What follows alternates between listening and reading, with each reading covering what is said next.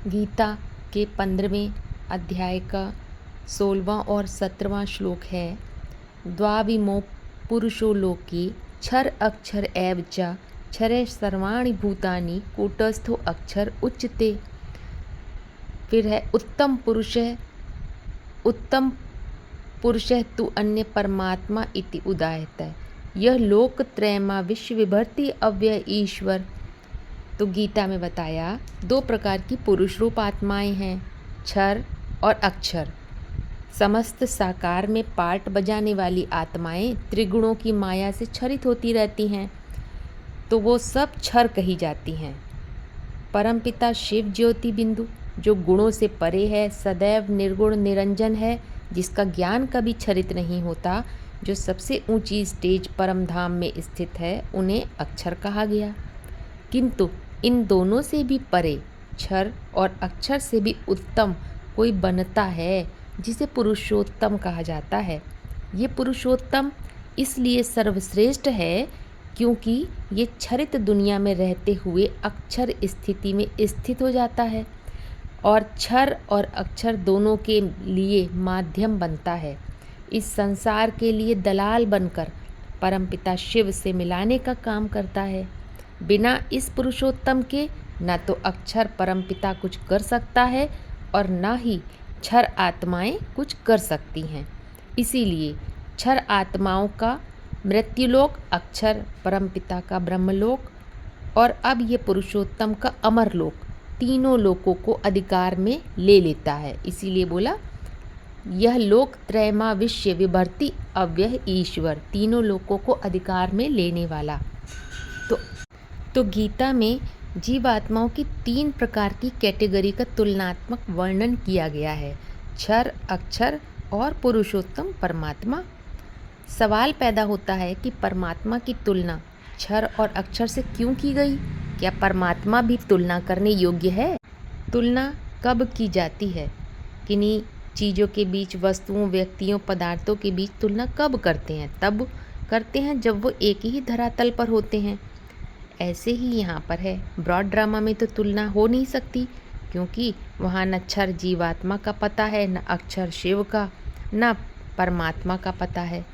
ये तुलना सिर्फ संगम युग में ही होती है, क्योंकि यहाँ पुरुषार्थी स्टेज में ये पुरुषार्थ की 3 प्रकार की स्थितियाँ हैं। जैसा कि गीता में बताया, मनुष्य ही पुरुषार्थ करके साधारण नर से नारायण बन सकता है और जब नीचे गिरता है तो असुर बन जाते हैं। मनुष्य किसे कहा जाता है? मनन चिंतनशील को मनुष्य कहा जाता है। मनुष्य मनन चिंतनशील तो ब्रॉड ड्रामा में भी होते हैं साधारण मनुष्य, लेकिन मनुष्य खास उसे कहा जाता है जो मनु की औलाद हो। मनु माना ब्रह्मा, जिसमें ब्राह्मणत्व के गुण हों, ब्रह्मचारी हो, सत्य का ही चिंतन मंथन करता हो, वो मनुष्य। अब समझते हैं क्षर किसे कहा जाता है। क्षर माना जो घड़ी घड़ी क्षरित होने वाला हो, तो उसके लिए मुरली में बताया देहभान से क्षरण होता है। वास्तव में ये पुरुषार्थी स्टेज की मानसिक अवस्था की यादगार है, जो ड्रामा में रोल तो प्ले करता है किंतु अपने रोल में ही रोल हो जाता है। क्यों? क्योंकि उसको अपने मूल स्वरूप की स्मृति ही नहीं। वो जड़त्वमयी बुद्धि वाले होते हैं, क्योंकि देहभान की परिभाषाओं के आधार पर पार्ट बजाते हैं। परिधि पर पार्ट बजाने वाली जीवात्माएं जो सत्य ज्ञान मिलने के बाद भी सत्य को देहभान की परिभाषा के आधार पर उठाते हैं, माना कारण की स्मृति ही नहीं, तो जो पार्ट बजा रहे होते हैं उसी को अपनी सच्चाई समझते हैं। घड़ी घड़ी देहभान के कारण उनकी शक्ति क्षीण होती रहती है। बिना कारण की स्मृति के सभी अच्छे बुरे होने वाले कार्यों का कर्ता खुद को समझते हैं, तो अहंकार आता है। इसीलिए महाभारत के युद्ध शुरू होने से पहले अर्जुन भयभीत हो रहा था मोह के कारण, क्योंकि खुद को कर्ता समझ रहा था। तो प्रजापिता ब्रह्मा हुआ क्षर। अब अक्षर कौन? जो क्षरित ना होता हो, वो है शिव, जो कि केंद्र में है। माना अपनी आत्मभाव के केंद्र में टिका है, जिसके लिए मुरली में कहते हैं मेरी आत्मा का ही नाम शिव है। आत्मभाव माना अपने कारण रूप में टिके हैं। अब कारण रूप में टिकने का मतलब क्या हुआ? माना ज्ञान के हर बिंदु को स्वयं की मन बुद्धि के अंदर देखना। जब परिधि पर थे, माना क्षरित होते रहते थे, तो देहभान की परिभाषा के आधार पर ज्ञान को समझते थे। लक्ष्मी नारायण कहने पर बुद्धि दूसरे की तरफ उठ जाती थी, फलाना लक्ष्मी नारायण बनेगा, कभी स्वयं की ओर देखने का ख्याल भी नहीं आता था। लेकिन जब इस बात की जागृति होती है अंतर्मुखता के आधार पर कि ये ज्ञान तो नर से नारायण, नारी से लक्ष्मी बनने का है, जो किसी और के लिए नहीं है, स्वयं हमारे अपने लिए है, तो जैसे कि हम केंद्र पर आ जाते हैं। माना स्वयं के लिए स्वीकार कर लिया कि हमें ही पुरुषार्थ करके नर से नारायण और नारी से लक्ष्मी जैसा यहाँ इसी संगम युग में ही बनना है। और लक्ष्मी नारायण भी दो अलग अलग व्यक्ति की बात नहीं, अलग अलग व्यक्तित्व की बात नहीं है, मुझ आत्मा की ही मेल और फीमेल क्षमता को डेवलप करने की बात है, क्योंकि न्यूट्रल आत्मा में दोनों तरह का पार्ट बजाने की क्षमता है। इस स्थिति में परिधि से दूर हो जाते हैं। केंद्रित बुद्धि है तो हीरोपन डेवलप हो जाता है। इसीलिए ज्ञान बुद्धि से क्षरित नहीं होता है, तो उसके आधार पर सारा कार्य प्रकृति के द्वारा स्वतः ही होता है। इसीलिए अकर्तापन का भाव आ जाता है, क्योंकि सूक्ष्म बुद्धि है, वहाँ पे सूक्ष्म बुद्धि काम करती है। माना बुद्धिमानों की बुद्धि कहा जाता है, उसके अंदर देहभान की कोई परिभाषा काम नहीं करती है। अक्षर आत्मा हीरो पार्ट प्ले करती है, क्योंकि अपने रोल में रोल नहीं होते हैं, उनको अपने मूल व्यक्तित्व की पहचान है। जैसे कि किसी फिल्म में हीरो, विलन अथवा और भी एक्टर्स पार्ट बजाते हैं तो अपनी आइडेंटिटी को भूल नहीं जाते हैं, इसीलिए बेस्ट पार्ट बजाते हैं, क्योंकि उनका पार्ट अलग और वो अलग होते हैं। लेकिन गीता में इन दोनों से भी श्रेष्ठ और उत्तम पुरुष परमात्मा को बताया गया है। क्षर और अक्षर दोनों से श्रेष्ठ पुरुषोत्तम परमात्मा इसलिए है क्योंकि वो सदैव ड्रामा से बाहर रहता है, माना पर्दे के पीछे रहता है। पर्दा किस चीज़ का? देहभान का पर्दा है। वो प्रकृति से अप्रभावित स्टेज है। वो क्षर प्रकृति और अक्षर पुरुष शिव दोनों को जानने वाला है। वो है डायरेक्टर की सीट। परमात्मा भी पार्टधारी है, लेकिन विचित्र पार्टधारी। कैसे? क्योंकि वो सारे पार्ट्स को अपने मानसिक स्तर में धारण करता है। सारे पार्ट्स उसकी मन बुद्धि में भरे हुए हैं। जैसे डायरेक्टर की मन बुद्धि में सारी फिल्म के कैरेक्टर्स के पार्ट अथवा चरित्र भरे होते हैं, इसीलिए उससे हीरो और विलन दोनों में कोई भेद नहीं नज़र आता।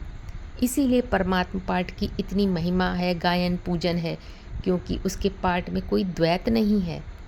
डायरेक्टर की स्टेज में बुद्धि में सारी फिल्म का पार्ट भरा हुआ है। वो स्थिति की बात है, उसका समय स्थान वायुमंडल से कोई कनेक्शन नहीं। वो समय स्थान वायुमंडल से अप्रभावित स्टेज है। तो 3 स्टेजेस हो गई जीवात्माओं के पुरुषार्थ की। सबसे पहली स्टेज है कर्तापन की। जब पुरुषार्थ शुरू करते हैं परिधि पर, तो वो देहभान के आधार पर ज्ञान को उठाते हैं, वो नीची स्टेज है। ये स्टेज है क्षर, अर्थात मनुष्य सृष्टि के बाप की जैसे स्टेज शुरुआत में, वो 100% देहभान वाली। दूसरी स्टेज है बीइंग, माने अपने जब केंद्र से जुड़ जाते हैं, अपने को आत्मा समझने लगते हैं, तो अंतर्मुखता आ जाती है, अपने कारण रूप की स्मृति आ जाती है। अब ज्ञान के हर पॉइंट्स को स्वयं के ऊपर अप्लाई करने की शक्ति आ जाती है। ये अपने होने के शुद्ध भाव में स्थित हैं, केंद्रीय स्थित है अक्षर शिव, 100% आत्मभान। तीसरी स्टेज है सीइंग, साक्षी दृष्टा। ये सबसे ऊंची स्थिति है शिव बाबा की स्टेज, माना शिवलिंग वाली साक्षी दृष्टा, जिसे विष्णु रूप भी कहा है, क्योंकि साकार निराकार का मेल है। 50% आत्मभान, 50% देहभान। जो शिवलिंग स्टेज है शिव बाबा की, वो शिव बाप से भी ऊंची है, क्योंकि जो बाबा होता है वो बाप का भी बाप होता है। बाबा बोलते भी हैं, बाप बच्चे को अपने से भी आगे कर देते हैं, इसीलिए गीता में भी क्षर अक्षर और दोनों से श्रेष्ठ परमात्मा को बताया है। परमात्मा इति उदाहता, परमात्मा माना साक्षी दृष्टा, जो इस द्वैत से बाहर है, क्षेत्र क्षेत्रज्ञ के द्वैत से, दृश्य और दृष्टा के द्वैत से, कर्ता और कर्म के द्वैत से परे बैलेंस की स्थिति, जहाँ से वो खेल को पूरी तरह से एंजॉय करता है, देखता है ड्रामा को खेल की तरह। जैसे खिलाड़ी मैदान में खेल रहे हैं तो खेल का आनंद कब मिलता है? जब एक दूसरे के खेल में कोई हस्तक्षेप ना करे, टोका टाकी ना करे। ऐसे ही यहाँ पर आत्मा और शरीर माने आत्मभाव और देह भाव के आधार पर जो खेल चलता है उसमें भी आनंद तब मिलता है जब एक दूसरे के कामों में कोई इंटरफेयर ना करे। क्योंकि आत्मा की भूख और प्यास अलग, प्रकृति अर्थात शरीर की भूख प्यास अलग होती है। और ये वही कर सकता है जिसको आत्मा की भी पूरी जानकारी हो, माने मन बुद्धि की भी पूरी जानकारी और प्रकृति की भी पूरी जानकारी हो, मूल गुण धर्म स्वधर्म की भी पूरी जानकारी और पर यानी कि प्रकृति के धर्म की भी पूरी जानकारी हो, माना स्वभाव और संस्कार की पूरी जानकारी। तभी तो दोनों का मेल हो सकता है। वो होती है ड्रामा से परे विष्णु लोक में। इसीलिए वो बैलेंस की स्टेज है जहाँ दोनों प्रकृति का मेल रहता है। इसीलिए साक्षी दृष्टा की स्थिति है। मुरली महावाक्य है 2989 BCD। न शंकर का रूप संपूर्ण है, न ब्रह्मा का रूप संपूर्ण है। भोगी आत्माओं का संपूर्ण रूप है विष्णु रूप।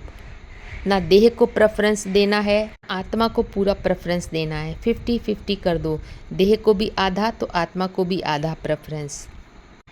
दूसरा महावाक्य है BCD 47। प्रकृति जड़ बुद्धि है जरूर, परमात्मा को पहचानना ये तो सूक्ष्म बुद्धि आत्माओं का काम है। जड़ बुद्धि का तत्वमयी बुद्धि परमात्मा पार्ट को जल्दी नहीं पहचान सकती।